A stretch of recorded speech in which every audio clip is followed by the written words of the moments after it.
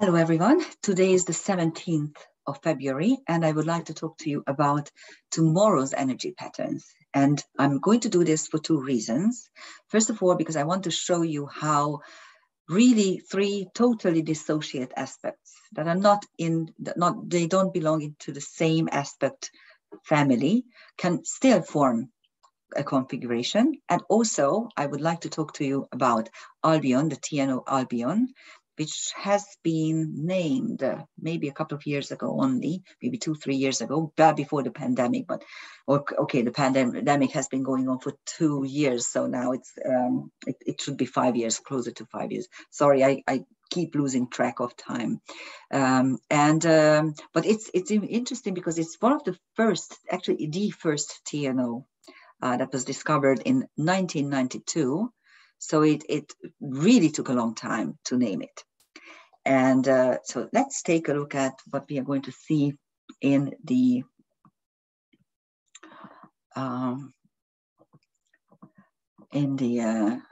chart.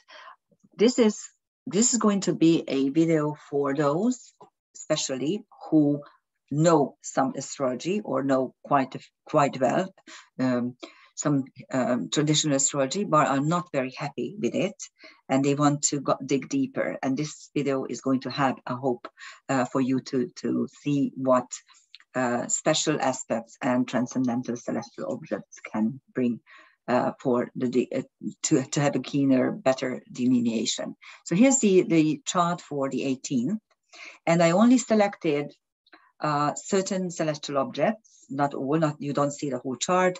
That is why really the ascendant and the midheaven are not important. That's why I don't give you any time, because no matter where you see it or at what place, at what time, these celestial objects will do what they do in this particular chart. So there are two main features of this chart. When we just look at the individual placements, there's a Venus-Mars-Vesta triple conjunction. It has been there for the last couple of days. It was exact 2-3 days ago. Now, it's actually on the 16th. It was actually exact on the full moon on the 16th. And now they are traveling together. It's something that is happening all the time. So you will see this from time to time, that Mars and Venus are joining. And those who do relationship astrology are always very happy about it, because obviously it's the Hieros Gamos energy. And now what it makes it interesting always is the fact that Mars has a daily travel of approximately 0.5 degree, and Venus is usually twice as fast, around 1 degree, 1:15. So it should be unusual for these two to travel together, and it's not. It's actually happening all the time. What makes this one special is the fact that Vesta is also there. They will travel together up till the 6th of March. So another, actually almost 3 weeks. And then they will be separating. But until then, they are going to join Pluto as well. So there's going to be this heavy emphasis on Capricorn energy again.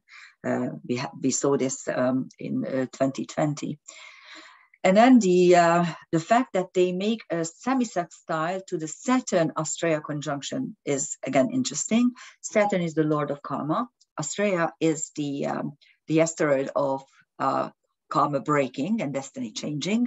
So these two also join together, and in the next couple of days, the conjunction will be tighter and tighter, and they will still make the 30 degrees to the triple conjunction. So, and a semi-sextile denotes either some sort of help or some sort of learning lesson. It's the lesser karmic aspect. The bigger one is the quincunx. And it's just as karmic, let's put it this way. It's not as harsh, it's not as loud, but it gives us karmic lessons as well. Saturn Vesta is about oaths and promises. Astrea Saturn is about how to break old embedded karma. And Mars Venus is the Hieros Gamos. So you have everything here really packed into just this little tiny semi-sextile. The main feature of this energy pattern is the fact that the nodal axis gets two dissolutions. So this is going to be a double dissolved opposition. The Sedna North Node is still very tight, denoting the need and the potential to rearrange your life, to select the non-working segments, identify the non-working segments, and redo it in a way, repair it in a way so that you can put them into a manageable bundle, so to speak. And yes, it is going to be connected to your destiny choice. And now the conjunction gets a trine from Pluto.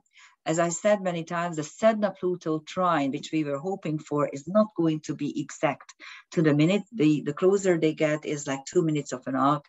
On the 20th of March, I'm going to present you the true astrological new year, and I will talk about the Sedna Pluto trine in detail, what sort of changes it's going to bring, because it will help us transform the world, hopefully. But there's an overture in this particular space-time moment when Pluto is making a trine to the south, to the North Node as well. The nodes are going to retrograde further into Taurus, and we are going to lose this particular aspect.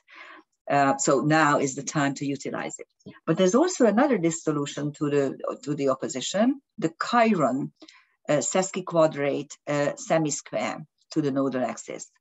It's not very nice because you have three harsh aspects, oppositions, sesquiquadrate, semi-square, but at the same time it still dissolves it, and it shows that the acceptance and healing of our karmic wounds is important at this particular moment. And yes, we do have the potential, because there's a Uranus-Pluto bi-septile and the Pluto-Chiron quintile as well in this very space-time moment. And the Pluto-Chiron quintile, first of all, it's one of the quintile series. So the whole family is about ingenuousness and talent and how you use your talent. And Pluto-Chiron is about transforming your karmic wounds. It's the potential healer. There are two main healers when we look at aspects. One is the Chiron Sun aspects, and the other one is Chiron Pluto. Chiron Pluto is a universal healer, and the Sun Chiron is the personal healer. So here we have an ingenious universal healer. And yes, if you look around, at least here in Hungary, we can see that the fifth wave of this pandemic is receding. Rest assured, there will be many more. Okay, the powers that be won't let us off the hook. There will be another one, and if you look at the what do you call it? The passport, the vaccine passports in the United States, there are actually 8 potential slots. So you guys are looking at 8 potential boosters. Congratulations and good luck with it. Obviously, if we don't die in the pandemic, we can die of the adverse circumstances that the boosters are causing us. Let's not talk about this anymore, because no, I'm not a virus. How do you call that? I'm not into conspiracy theories, and I also don't think that the virus is non-existent. Yes, the virus is there. I just don't understand how we can act like crazy idiots in a situation that would require grown-ups. Let's put it this way, okay? And I shut the conversation here because I don't want to be reported to the authorities that I'm doing harm to whatever. Ridiculous. Anyhow, what I want you to look at is really the Pluto-Uranus bi-septile. Now, septiles, which is the mysticism aspect, it's 51 degrees and 27 minutes. It is the angle of the Great Pyramid, by the way, and it denotes, it's the 1/7 of the circle, and it denotes all kinds of mysticism. And twice it is approximately 103 degrees. It's the bi-septile, and it is linked also to mysticism, but it's more like a practical mysticism.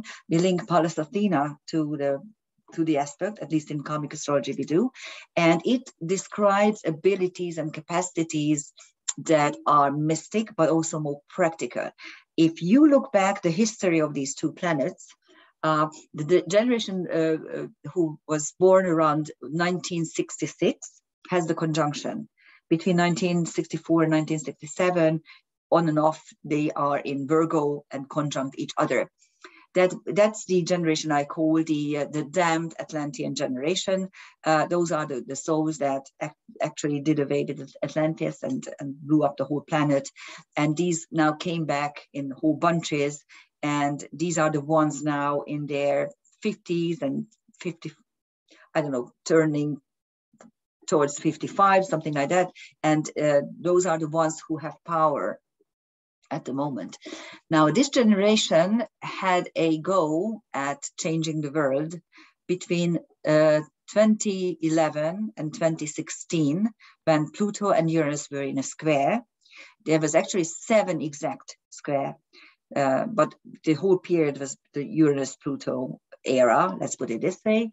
And I kept saying that when these two are separating and the square is no longer there, when you look around, you won't recognize your world because it has changed so much. And this is exactly what happened. If you consider the pre-2015 era, 2011 era, 2010 era, and the post-2016 era, there's no recognition, okay? The world went so crazy in every sense, in every aspect. I don't know where this is going to take us. But now we do have a grace period because actually Uranus-Pluto is in a bi-septile, which means that hopefully with wise and practical spirituality, we may actually go back to our roots. And going back to our roots is going to be very, very important in this space-time moment. You will see why.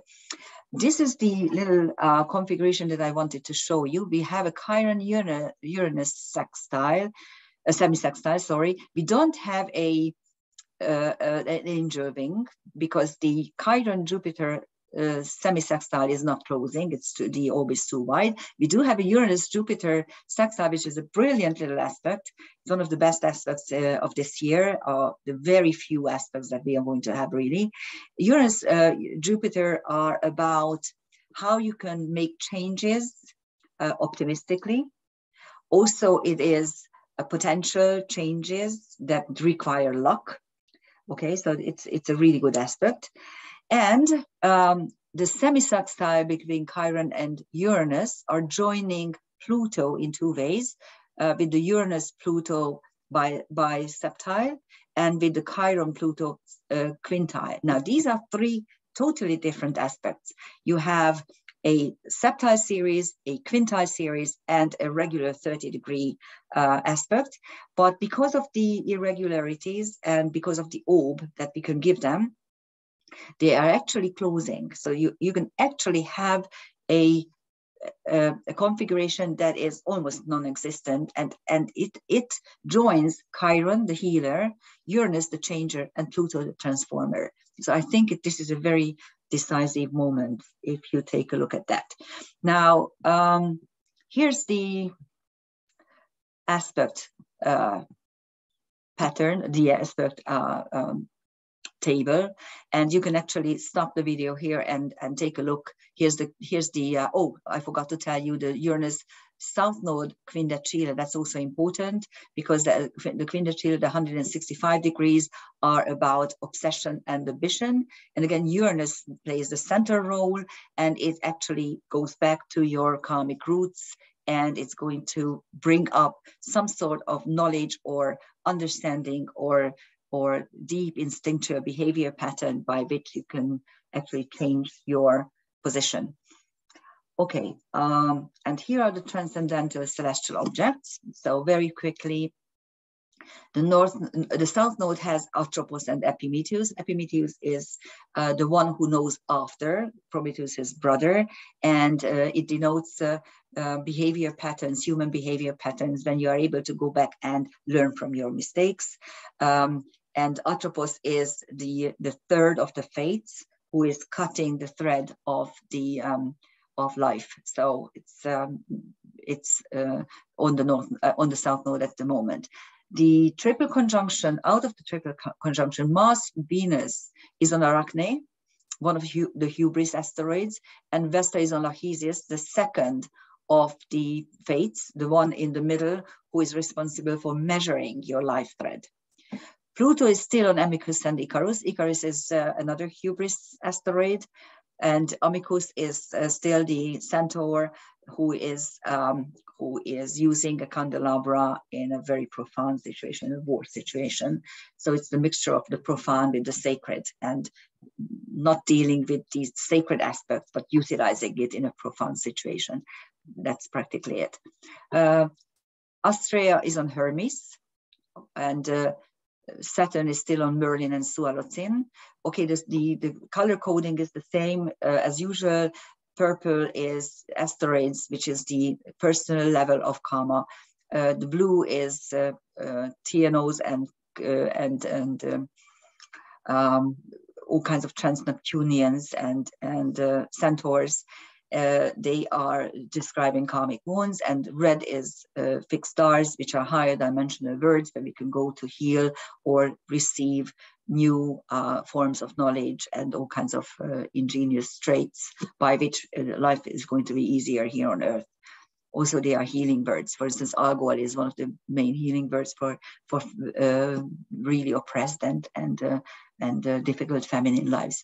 And Sualocin is the healing bird for Atlantean karmic wounds. So those who were hurt in Atlantis or caused the whole demolition of Atlantis went to the star Sualocin, which is the alpha star of the dolphin. The video I prepared for the Leo full moon has a lot of the constellations there, and you can actually check these were all there, and I didn't want to put them over here because there's an important stuff that I want to talk to you about. It is Albion. So anyhow, Jupiter is still on Lancelot and Hell, so the Grail Knight, and also Hell, which is the north goddess of the underworld. So it's the north, one of the North mythology figures. And Chiron is both on Victoria and Asclepius. So there's a very, very strong pattern here that we are victoriously healing. So there's a double healing energy here, and Victoria, which means victory, of course. And as I already told you about Algol, of course. And then on Uranus, we have Osiris, which is the lord of the underworld. So we have some underworld figures, of course, of the Egyptian mythology, and Albion. Now, what is Albion? This is why it's interesting. Albion is one of the one of the first TNOs that were discovered. It was discovered in 1992 on August 30th, and its position was Aries 0 degrees 15. It was retrograde, and its orbital period is 290 years. This was the object that received a number and 2 letters, QB1. And actually, the nickname QB10, it became nicknames for trans-Neptunian or Kuiper belt objects for a long time. It's no longer used in usage. We either use TNOs or we use centaurs, or we don't use QB10s anymore. But it was this particular object that the name derived from. And for a very long time, it wasn't named. It was the strangest thing. It was kept being called QB10. And the discovery degree, which is always relevant for every single celestial object, is very revealing, because it's Aries 0 degrees. And what is Aries 0 degrees? The Aries point, which is one of the strongest points in astrology. So here you can see that it is a very important celestial object. And it's not a small one, by the way. So this is a large TNO. And in 2018, it was renamed Albion after William Blake's version of the mythical Adam Kadmon. And in this creation mythology, Blake uses the figure of Albion, who actually divided himself into the 4 zoas, Urtona, which is the loins, Urizen, which is the head, Luva, which is the heart, and Tharmas, which is the unity, describes the unity of the physical body. And these each represent important aspects of the human character. So it's a dissection energy, if you understand what I mean. By dissecting myself, I create new aspects, but it's really my aspects. So the new is stemming out of the old, and this is it. So its main astrological meaning is linked to emancipation, building bridges between different eras of social groups. And in karmic astrology, the epigraph that I can adjust to it is new stuff is sprouting from the old, but we need both. So that's the meaning of Albion, which is presently on Uranus. Actually, the two are traveling together for quite a while. And Uranus changes everything it touches. It is also disruption, but renewal. So to me, the conjunction to Albion suggests that this is a time to renew our roots and also the things that we got dissected into. And that's exactly what should be happening. I mean, the world got so incredibly crazy. Things that we knew perfectly well 10 years ago, 5 years ago, are no longer valid. And there's a new type of racism really rampant in the world, and all kinds of new ideologies that are old, horrible ideologies. And I'm really, really, really scared for our children and grandchildren, simply because they have not lived in communism. And communism is sprouting again. And these young people think it's a bright idea to own nothing, to own somebody else's thing. There's this idiot, the Davos world, whatever you call it, you know, this Charles Schwab, who is preaching that we need a new world order. No, we need order. We need order, ancient order. We need those rules that are there inherent in nature. All we need to do is go back to the basic rules, basic natural laws that everyone understands and everyone is happy about, okay? We don't need to disrupt the world. We don't need to kill off what is good. We need to go back to our heritage and, yes, renew stuff in a way that it is more plausible. I don't want to go back to, I don't know, loos that are at the end of the garden and then need to go out there every night. I don't want to live without hot water. I don't want to live without a certain life-changing, life-altering equipment that is making my life healthier and easier. No, I don't want that. But I do want to go back to the basic natural rules, to the basic laws of nature, because nature conquers. Okay, we people will disappear. We did disappear a couple of times already in history. We started afresh. Mother Nature will be very happy without us, but you know what? I want to be happy within Mother Nature. I don't know about you. I hope you think the same.